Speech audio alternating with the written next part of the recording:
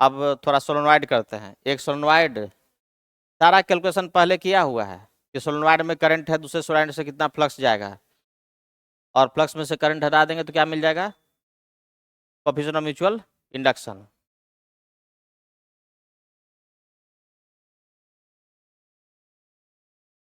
ये है long solenoid, long solenoid, और इसके अंदर में रखा हुआ है सेम एक्सिस पर कोएक्सियली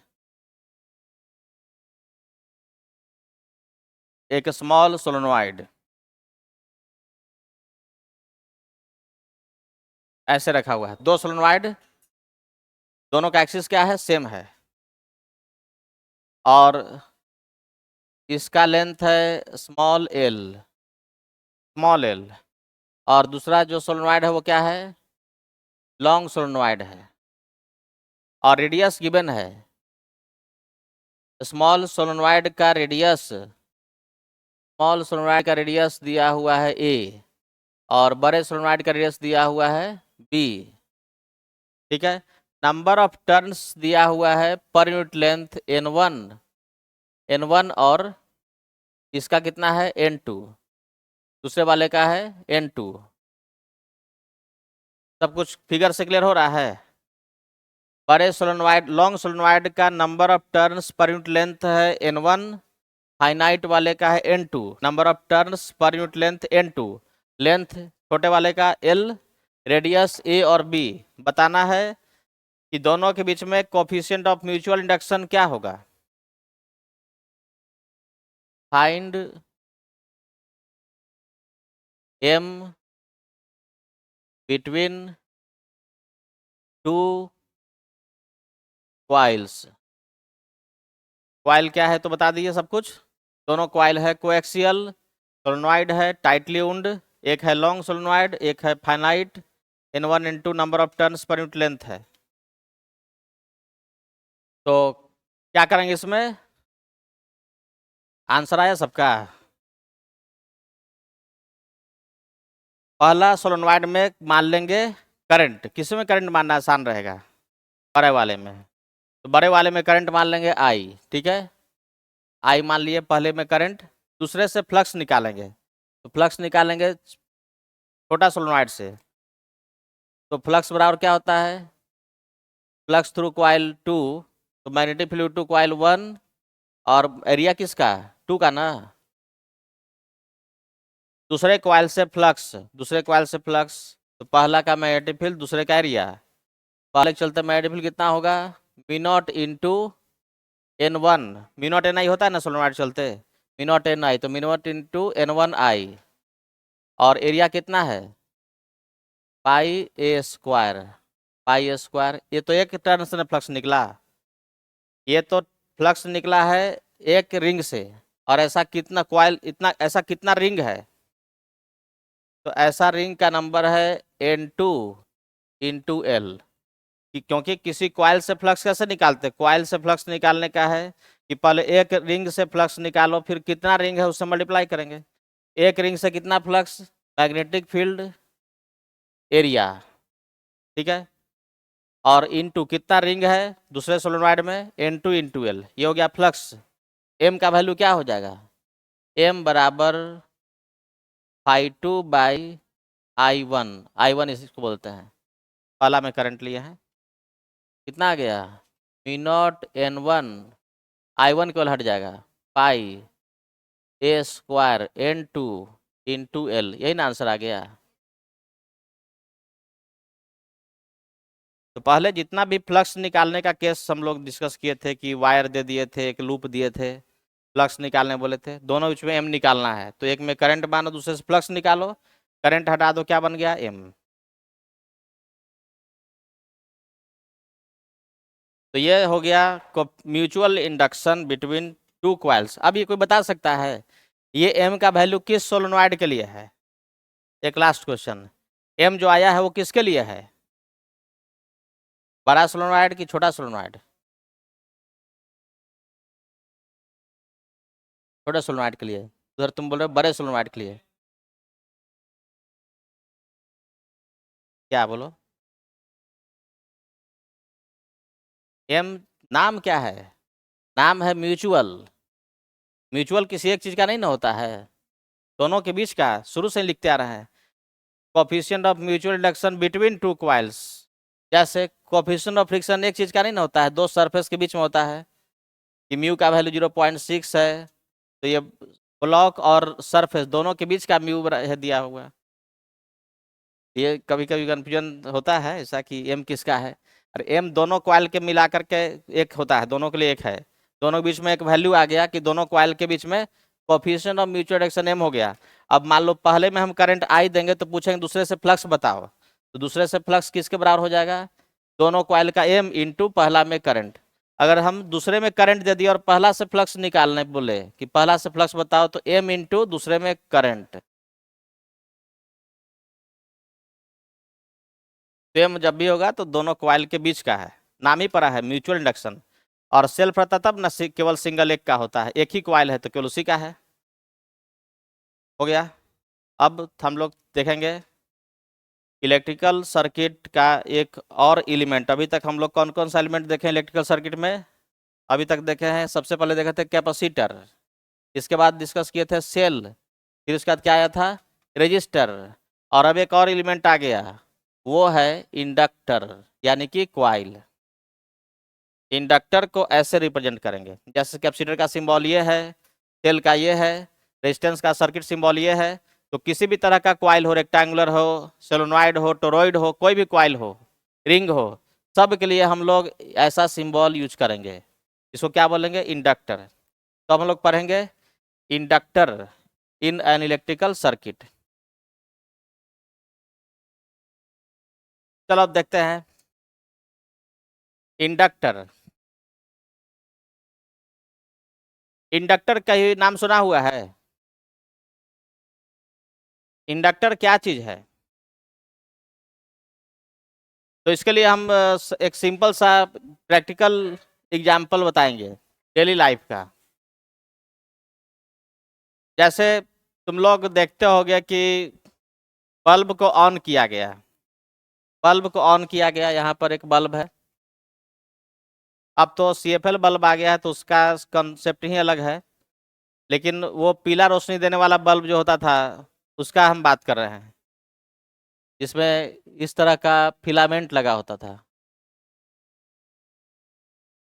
हम लोग के बचपन में हमको याद है कि जब बल्ब फ्यूज हो जाता था घर में तो उसको हम बनाते थे, ऐसे से हिला उला के फिलामेंट को थोड़ा स्ट्रेच करा करा के कहीं टच कर गया, और उसको देखते थे कि बन गया, तो घर का लोग बहुत खुश हुए थे जब बच्चा में हम बल्ब ठीक करने लगे थे। तो फिर आसपास के लोग भी बल्ब ठीक करवाने हमसे आते थे। उसमें कोई साइंस उस टेक्नोलॉजी नहीं था, बस क्या करते थे कि बल्ब का जो फिलामेंट हमको पता चल गया था कि इसको यहाँ से मिला देना है, तो उसको हिला हिला कर ऐसे करके उसका लेंथ को स्ट्रेच कर दिए, तो जो कॉइल टूट गया है वो मिल जाता था। तो बल्ब का तुम याद करो, फिलामेंट जो होता है वो टंगस्टन फिलामेंट कुछ ऐसा बना होता है ना, कॉइल की तरह, स्प्रिंग जैसा, स्प्रिंग जैसा कॉइल बना हुआ है। ये हो गया बल्ब।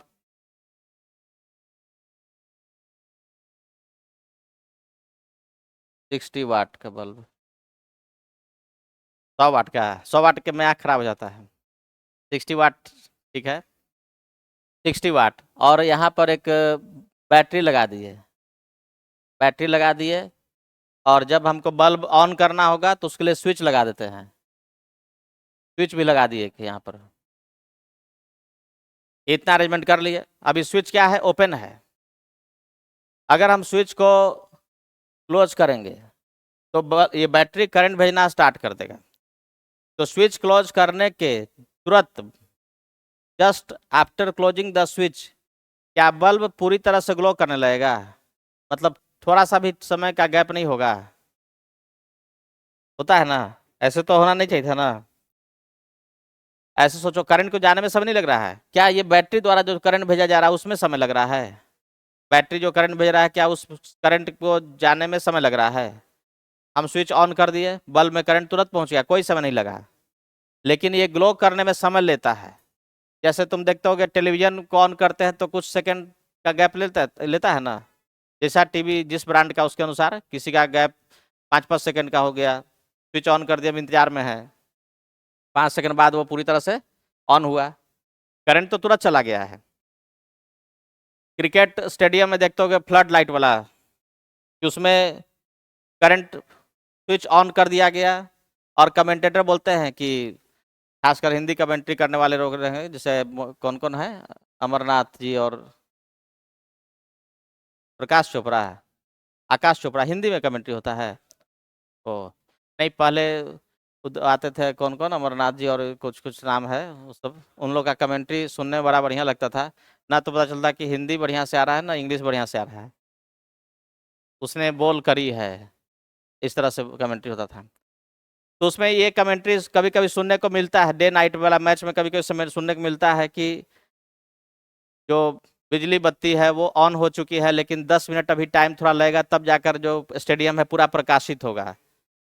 10-5 मिनट का टाइम लग ही जाएगा, तो स्टेडियम पूरी तरह से प्रकाशित हो जाएगी। कभी कभी होता है कि देखिए स्विच ऑन हो चुका है, बत्तियां जल चुकी है, लेकिन अभी लाइट पूरी तरह से आया नहीं स्टेडियम में, यानी कि बल्ब को ग्लो होने में कंप्लीटली कुछ एक्स्ट्रा टाइम लगता है। उसके पीछे क्या कारण है? तो उसके पीछे कारण है ये सेल्फ इंडक्शन।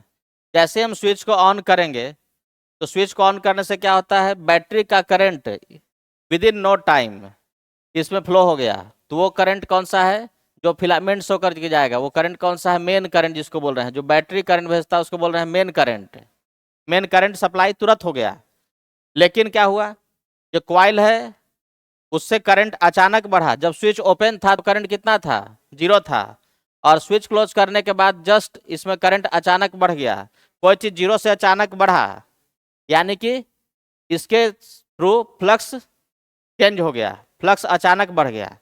और किसी भी कॉइल से फ्लक्स अगर बढ़ेगा तो कॉइल में होगा इलेक्ट्रोमैग्नेटिक इंडक्शन, और उसमें डेवलप हो जाएगा इंड्यूस्ड करंट, जो फ्लक्स को बढ़ने से रोकेगा। यानी कि इस डायरेक्शन में अगर बैटरी करंट भेजा है तो ये कॉइल अब जनरेट करके भेजेगा इंड्यूस्ड करंट अपोजिट डायरेक्शन में, अपोजिट डायरेक्शन में। तो जितना करंट बैटरी भेजेगा उतना ये कॉइल उल्टा डायरेक्शन भेजकर उसको खत्म कर देगा। तो स्टार्टिंग में ये इंड्यूस्ड करंट मेन करंट को कैंसिल आउट करता है, फिर उसके बाद धीरे धीरे इंड्यूस्ड करंट कम होने लगता है, तो नेट करंट बढ़ने लगता है। ये था सेल्फ इंडक्शन। और इस तरह का जो भी कॉइल जिसमें सेल्फ इंडक्शन हो रहा है, उस तरह के कॉइल को हम लोग क्या बोलेंगे, इंडक्टर। इंडक्टर, तो इंडक्टर का मतलब यहाँ पर क्या है, इंडक्टर इन अ सर्किट, या कोई भी कॉइल को बोलेंगे इंडक्टर, किस हर एक कॉइल में हो सकता है सेल्फ इंडक्शन। और किसी कॉइल में हम करंट चेंज करेंगे तो उसमें डेवलप हो जाएगा इलेक्ट्रोमैग्नेटिक इंडक्शन, यानी कि उसमें डेवलप हो जाएगा सेल्फ इंडक्शन। तो किसी भी कॉइल को हम लोग बोल सकते हैं इंडक्टर।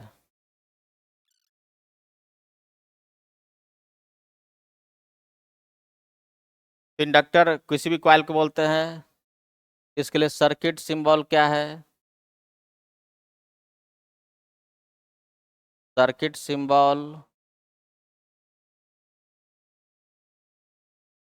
ये है, circuit symbol.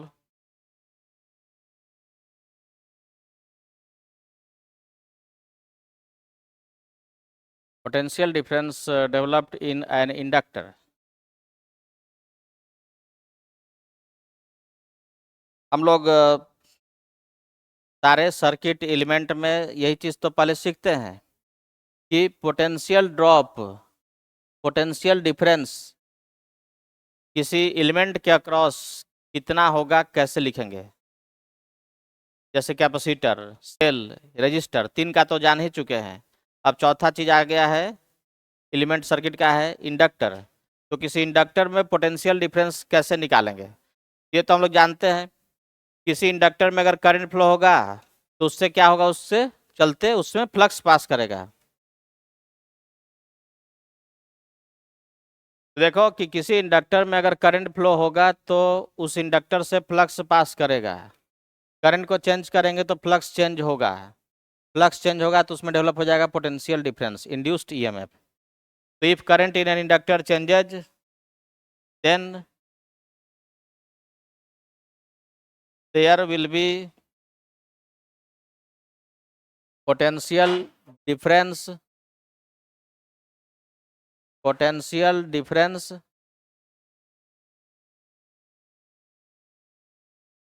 Potential difference developed in the inductor, ठीक है। किसी इंडक्टर में अगर करंट को चेंज करें तो उसमें पोटेंशियल डिफरेंस डेवलप होगा कि नहीं होगा? करंट चेंज करने से फ्लक्स चेंज करेगा, फ्लक्स चेंज करने से पोटेंशियल डिफरेंस उसमें इंड्यूस्ड हो जाएगा, ठीक है। कितना पोटेंशियल डिफरेंस डेवलप होगा? तो मान लेते हैं कि इंडक्टर में करंट आई है, let current in the inductor, inductor is I. तो उस इंडक्टर से कितना फ्लक्स पास करेगा? फ्लक्स का फॉर्मूला क्या है? एल इंटू आई। इंडक्टर का सेल्फ इंडक्टेंस है कैपिटल एल, दिया रहेगा। इंडक्टर का होता है सेल्फ इंडक्टेंस, तो सेल्फ इंडक्टेंस या coefficient of self induction given है एल, तो उस इंडक्टर से कितना फ्लक्स पास करेगा?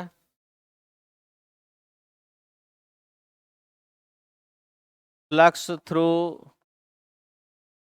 इंडक्टर आई बराबर क्या होगा? एल इंटू आई। ये तो फॉर्मूला पहले से मिला हुआ है। किसी इंडक्टर में करंट आई है तो उससे फ्लक्स कितना होता है? फाई बराबर एल इंटू आई। ये तो पहले से याद रखना फॉर्मूला। अब इंड्यूस्ड ईएमएफ का वैल्यू कितना होगा फैराडेज लॉ से? इंड्यूस्ड ईएमएफ, इंड्यूस्ड ईएमएफ का वैल्यू क्या होता है? D phi by D t, d phi by D t, d phi by D t. हम साइन भी तो यूज करेंगे ना, फैराडेज लॉ में क्या है? साइन लगाया हुआ है, minus d phi by D t. तो केवल मैग्नीट्यूड की बात कर रहे हैं, साइन की बात अभी नहीं कर रहे हैं। तो यहाँ पर क्या लगा देंगे? मॉड लगा देंगे। D phi by D T का magnitude, D phi by D करेंगे, यहाँ से क्या होगा? सेल्फ इंडक्टेंस तो कांस्टेंट होता है, ये कांस्टेंट रह गया, डिफरेंशिएशन किसका होगा? D I by D t. तो किसी इंडक्टर में पोटेंशियल डिफरेंस का फॉर्मूला मिल गया। जैसे कैपेसिटर में होता है क्यू बाई सी, रेजिस्टेंस में होता है आई आर, इंडक्टर में क्या हो गया है? L D I by D t. यानी कि potential difference in an inductor होता है L D I by D t. इसको याद रखना है। Potential difference developed in an inductor due to current change होता है L D I by D t. बोलो कोई दिक्कत? अभी तक कोई नया चीज नहीं बताया है। फ्लक्स का फॉर्मूला एल आई, तो इंड्यूस्ड ईएमएफ यानी वोल्टेज जो इंडक्टर में मिला, क्वाइल में डेवलप हुआ, वो L D I by D T. अब देखो बुक में जाएंगे तो उसमें क्या है ना कि इंड्यूस्ड ईएमएफ किसी क्वाइल में ऐसे लिखा रहेगा, बुक सब का जो अप्रोच है वो सही रहता है, minus L D I by D T ऐसे लिखा रहता है। और बताया जाता है उसमें कि माइनस साइन किस लिए लगा है? कि फ्लक्स चेंज को अपोज करने के लिए लगा है, जो पहले से देख रहे हैं लेंज लॉ के अनुसार। और जो इंड्यूस्ड ईएमएफ होगा वो करंट को चेंज होने से रोकेगा। इस सब को ध्यान में रखते हुए इंड्यूस्ड ईएमएफ का पोलरिटी बताते हैं कि वो करंट किस डायरेक्शन में भेजेगा। तो हम लोग उतना डिटेल में टाइम बर्बाद नहीं करेंगे। इसको हटा करके मैग्नीट्यूड तो निकालने आ गया, मैग्नीट्यूड निकालने आ गया कितना? L D I by D T. अब हम लोग इसमें कि डायरेक्शन क्या होगा, उसके लिए सिंपल सा कॉन्सेप्ट यूज करेंगे। अब हम यहाँ बता रहे हैं कि किरचॉफ्स वोल्टेज लॉ कैसे अप्लाई करेंगे इन एन इंडक्टर।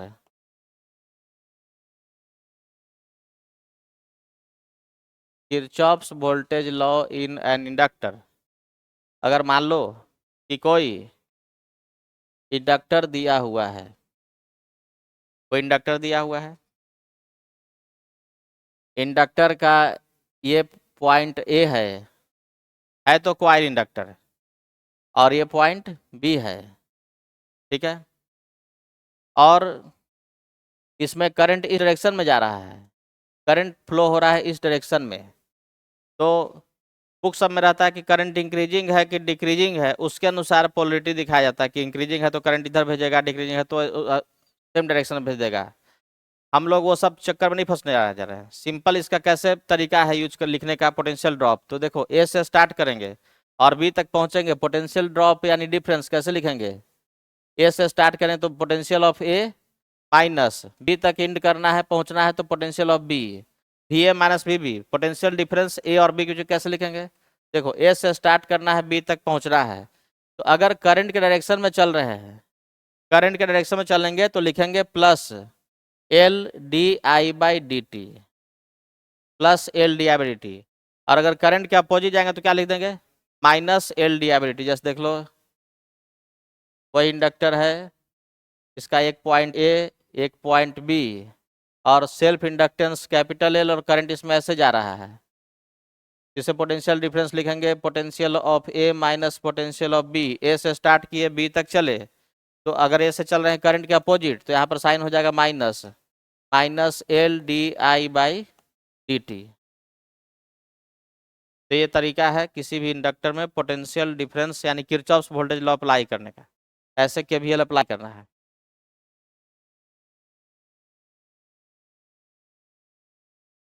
ये यहाँ से पता चल रहा है कि अगर करंट कांस्टेंट हो जाए तो डीआईबाई का वैल्यू क्या हो जाएगा? 0। करंट अगर किसी कॉइल में कांस्टेंट तो फ्लक्स कांस्टेंट रहेगा, कोई उसमें पोटेंशियल डिफरेंस डेवलप नहीं होगा। तो किसी कॉइल में पोटेंशियल डिफरेंस डेवलप कब होता है?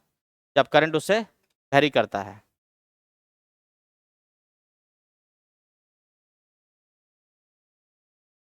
हो गया? हो गया सबका? तब एक एग्जाम्पल समझ लो। जैसे मान लो कि एक सर्किट में एक इंडक्टर है, सर्किट में कॉइल लगा हुआ है, इंडक्टर है जिसका सेल्फ इंडक्शन कोफिशिएंट गिवन है 0.8 हेनरी, 0.8 हेनरी, और इसमें करंट इस डायरेक्शन में फ्लो कर रहा है। करंट आई बराबर है, करंट आई इक्वल्स टू है मान लो टी स्क्वायर प्लस 4, ये दिया हुआ है। सबको लिखना है potential difference between A and B. तो सबको बताना है कि V A minus V B कितना होगा एट टी बराबर 3 सेकेंड। टी बराबर 3 सेकेंड पे V A minus V B का वैल्यू क्या होगा? तो इसमें इंडक्टर में क्या करना है? लिखना है V A minus V B. तो V A minus V B A से स्टार्ट करेंगे बी तक पहुंचेंगे, तो ए से स्टार्ट किए चल रहे हैं कैसे? करंट के डायरेक्शन में। तो करंट डायरेक्शन में चलेंगे तो लिखेंगे L D I by D T, L D I by T. L का value 0.8, D I by D T कितना हो गया? 2t। ये आ गया पोटेंशियल डिफरेंस। अब किस समय पूछा गया? t equals to 3 second, 3 second पे, 3 सेकेंड पे V A minus V B बराबर, तो 0.8 इंटू 2 इंटू 3, और बाकी सब एसआई सिस्टम है तो ये क्या बन जाएगा? वोल्ट। तो 4.8 वोल्ट। कोई दिक्कत? तो अब सर्किट में चौथा एलिमेंट मिल चुका है सबको, ये वाला इंडक्टर। अब सर्किट में हो सकता है सेल, रजिस्टर, कैपेसिटर, इंडक्टर। अब जैसे मान लो कि एक सर्किट है जिसमें एक इंडक्टर है, इंडक्टर है, एक सेल भी है, एक लगाते हैं रजिस्टर, रजिस्टर लगा दिए। इसका मान लो सेल्फ इंडक्टेंस दिया हुआ 0.6 हेनरी, 0.6 हेनरी। बैटरी का वोल्टेज है 5 वोल्ट, रेजिस्टेंस इसका है 10 ओम, और इसमें करंट जा रहा है T square, T square current जा रहा है। तो करंट आई इस डायरेक्शन में जा रहा है और आई का वैल्यू है टी स्क्वायर। किसी टाइम पर, किसी टाइम टी पर करंट का वैल्यू ये है। ये पूरा एक सर्किट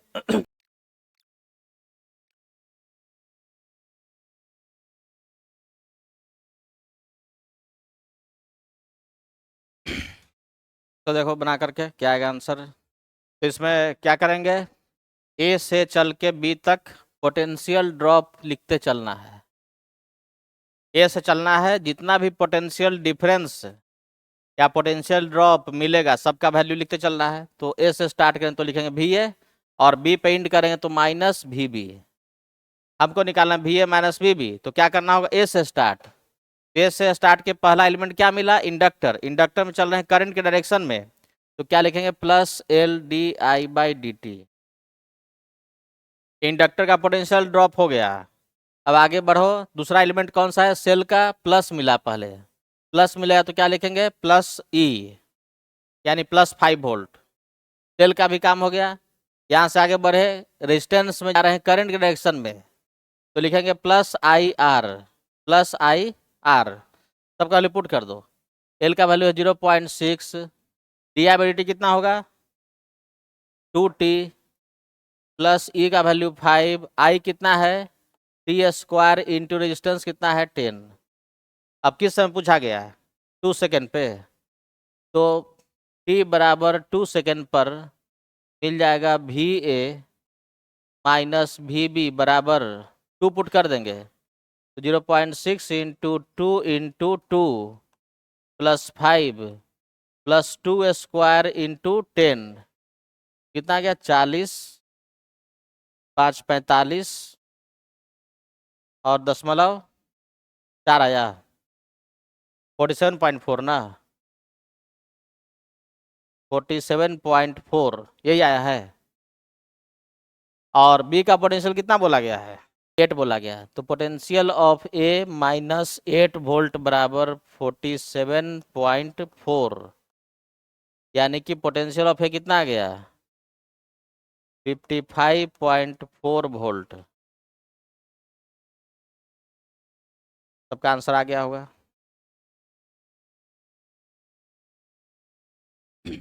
सर्किट में अगर अब इंडक्टर मिलेगा तो इंडक्टर मतलब इस तरह से उसमें काम करना है। Capacitor, inductor, capacitor, inductor, cell और रजिस्टर, 4 चीज होता है ना। अब थोड़ा सा पहले का चैप्टर में जो पढ़ाई हुआ उसको ध्यान में कर रखो। हम लोग इलेक्ट्रोस्टैट में पढ़े थे कैपेसिटर, इलेक्ट्रोस्टैट और करंट में, और यहाँ पर आ गया मैग्नेटिज्म।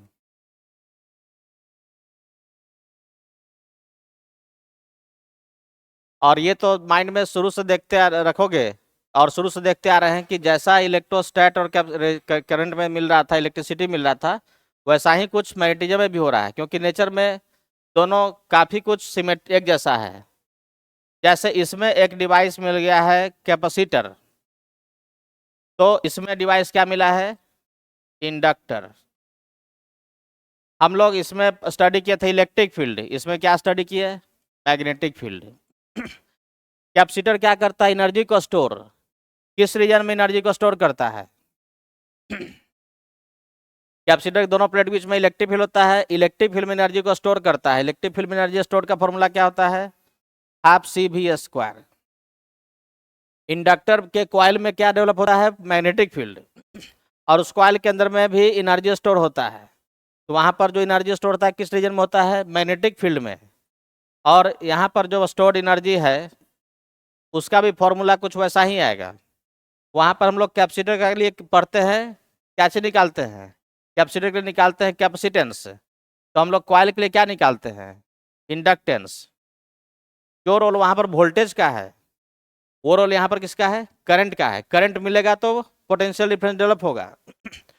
तो फॉर्मूला क्या होना चाहिए, उसमें हाफ है, यहाँ भी हाफ है, ठीक है। यहाँ पर कौन ले लेगा, एल, और वोल्टेज यहाँ पर कौन आ जाएगा, करंट, तो हाफ एल आई स्क्वायर। ये फॉर्मूला बाद में बताएंगे, अभी जस्ट देख रहे हैं कि दोनों में क्या रिलेशन है।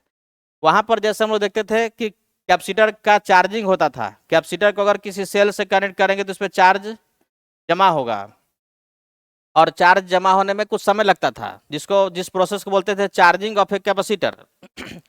उसी तरह से किसी भी कॉइल में क्या होता है, कॉइल को जब हम किसी सेल से कनेक्ट करेंगे तो कॉइल में करंट फ्लो होना स्टार्ट होगा।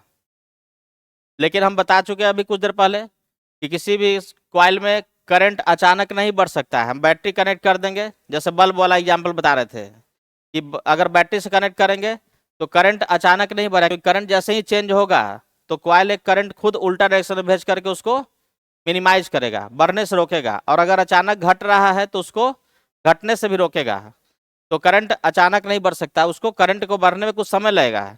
जैसे इसमें चार्जिंग अचानक नहीं होगा, चार्ज होने में कुछ समय लगेगा, उस तरह से इसमें करंट बढ़ने में कुछ समय लगेगा।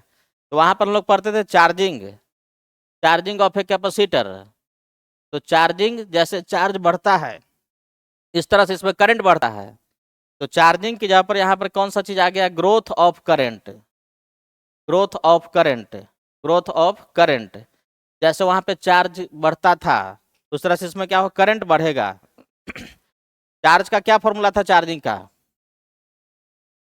चार्जिंग का फॉर्मूला था किसी कैपेसिटर पे जो चार्ज होगा आफ्टर टाइम टी, वो क्या होता है, सी ई इंटू 1 - c⁻⁻t/टाउ।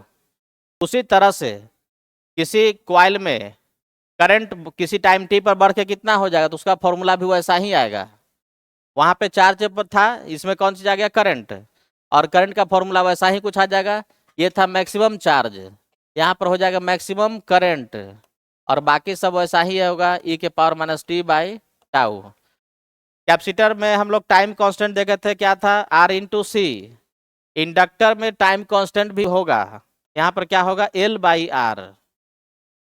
तो जैसा कैपेसिटर में हम लोग डिस्कस किए थे चार्जिंग ऑफ ए कैपेसिटर, कि कैपेसिटर को बैटरी से कनेक्ट किए, कैपेसिटर पे चार्ज समय के साथ साथ बढ़ रहा है, उसी तरह से किसी कॉइल को, इंडक्टर को बैटरी से कनेक्ट करेंगे तो कॉइल में करंट बढ़ेगा। जैसे कैपेसिटर में चार्ज बढ़ता था, कॉइल में, इंडक्टर में करंट बढ़ेगा, तो कॉइल में करंट बढ़ेगा। तो चार्जिंग जैसा था, यहाँ पे करंट का बढ़ना है, ग्रोथ ऑफ करंट है। तो सारा चीज उसी की तरह यहाँ पर भी हो रहा है। तो चार्जिंग ऑफ कैपेसिटर में जितना भी काम किए थे, जितना फॉर्मूला था, जो भी डेरिवेशन किए थे, सारा चीज यहाँ पर वही चीज इंडक्टर के लिए भी वैसा ही होगा। सब कुछ वही तरह का फॉर्मूला होगा, केवल वहाँ पे चार्ज था, यहाँ पे करंट आ गया, ये ध्यान रखना। वहाँ पे सी था, यहाँ पर एल आ गया। वहाँ पे चार्जिंग था, यहाँ पे ग्रोथ आ गया। वहाँ पे डिस्चार्जिंग था, यहाँ पर डिके आ जाएगा। बाकी सारा चीज एक ही है। तो अगर हम कैपेसिटर को पढ़े हुए हैं बढ़िया से चार्जिंग डिस्चार्जिंग करंट में, तो सारा चीज यहाँ भी वही आने वाला है। जितना भी कैलकुलेशन किए थे, न्यूमेरिकल प्रॉब्लम बनाए थे, हीट डिसिपेटेड, ये सब का, तो सारा उसी तरह से कैलकुलेशन इसमें भी होगा, एनर्जी स्टोर्ड, हीट डिसिपेटेड। तो अब हम लोग पढ़ेंगे नेक्स्ट, किसी इंडक्टर में growth, growth of current in an inductor, यानी कि चार्जिंग ऑफ ए कैपेसिटर की तरह। तो सबको पहले से थोड़ा सा पूरा रिवीजन भी कर लेना है, इसी बहाने रिवीजन हो जाएगा, अगला चैप्टर आसान हो जाएगा। सबको पढ़ के आना है, charging of a capacitor and discharging of a capacitor, दोनों चीज हम लोग यहाँ पर वही उसी तरह का फिर से रिपीट करेंगे, growth and decay of current in an inductor. तो ठीक है, आज के लिए इतना ही, फिर मिलते हैं नेक्स्ट क्लास में।